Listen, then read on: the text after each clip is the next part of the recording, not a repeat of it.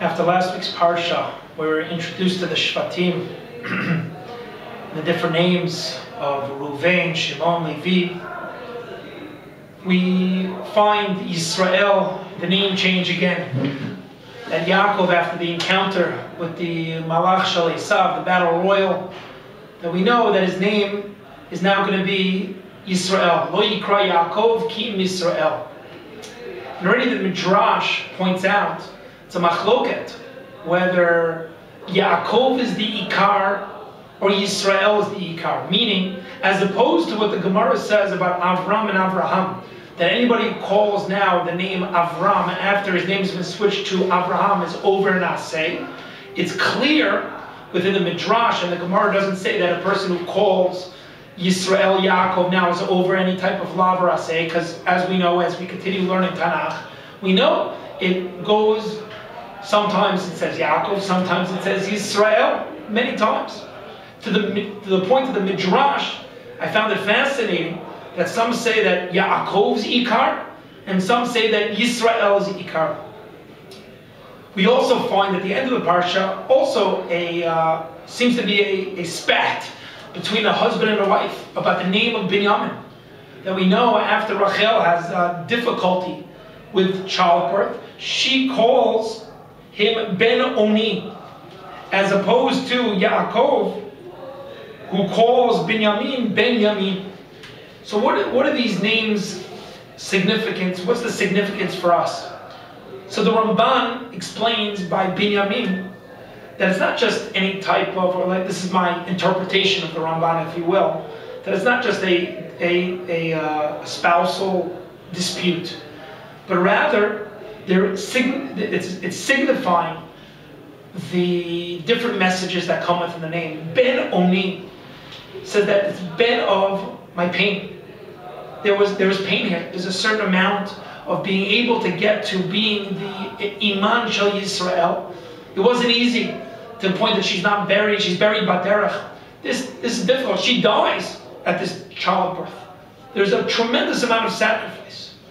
And he says you have to know that that's the only way you get to Binyamin. Meaning that the name is actually complementary. That Binyamin, how do you get to the point of being a Binyamin? It's only through the Ben Aveli, the Ben Oni. It's difficult. The tremendous sacrifices that I have to be able to become a Binyamin.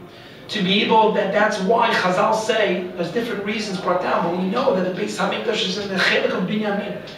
For this message of tremendous amount of sacrifice and difficulty, that's how we become strong. Clearly, in the news right now, it's very clear what Am Yisrael is going through these difficult times. But how, if you're watching this now on Thursday night, Thursday night, is the wedding, where all of Am Yisrael is invited. If you saw the video of Miriam Peretz going and dancing with the Kala, the tremendous strength that we have, the Binyamin that emanates from the Ben Oni, this is the tremendous, awesome emunah and simcha and gvura that we have.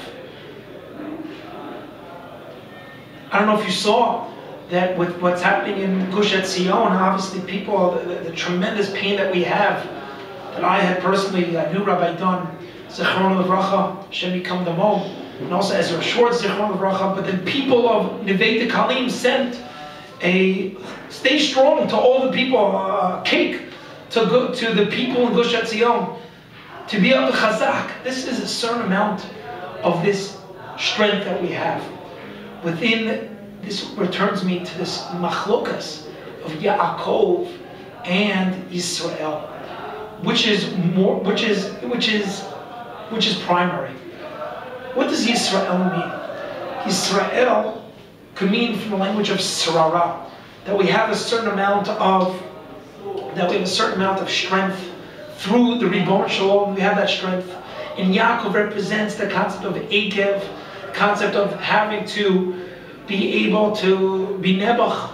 So even with all the difficulties now, the bottom line is Yisrael, we still have Medinat Yisrael. You're still walking around, and anybody who tries to stab us, they very much have seen the result that Jewish blood is no longer hefker.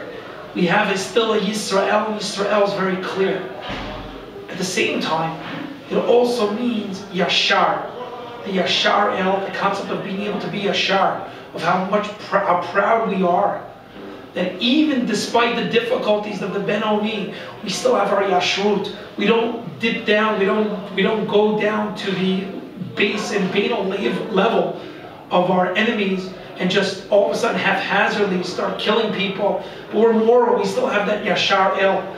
We don't have to do it through any type of mirmav, any type of disguise, which we found very difficult within Shimon and Levi, the Machlokas, the Rambam, and the Ramban. But the other interpretation is the concept of Yashar El, of being able not only of straight, but it's the concept of how to see. The concept of how to see. Yaakov a lot of times represents being in the Beis Medrash, being Ish Tam Yoshev Alim, and that is important. And sometimes you have the next step of the Yashar El, of being able to see God, and you need both. And that's why it's not one or the other. It's not that, that now that I have Kisarita in Elohim, Vanashim, Vatuchal, that's primary. No. You need the Yaakov, Ishtam, Yoshev Alim. We need the Beis Medrash. We need to go and continue being mechazek ourselves within the Limud Torah to be able to have that Yashar El. We're not going to be able to have that strength of Kisarita in Elohim, Vanashim, Vatuchal. If we're not anchored and rooted in our values, in the Talmud Torah that we have, within the Emunat Chachamim we have. And that's where it could be that the Medrash is saying that Yaakov is Ikar also, not to the exclusion of Yisrael, but that anchors us. If we don't have that Yisrael, we're not going to be able to have the communities of saying Leich v'chazek. We're not going to be able to have our Kal Yisrael weddings. As Ezrat Hashem will continue becoming strong as we approach Parshas Vayishlach, where we'll understand the synthesis of being able to be not only the Ben-Oni, but the Binyamin, not only the Yaakov, the Yisrael. Shabbat Shalom.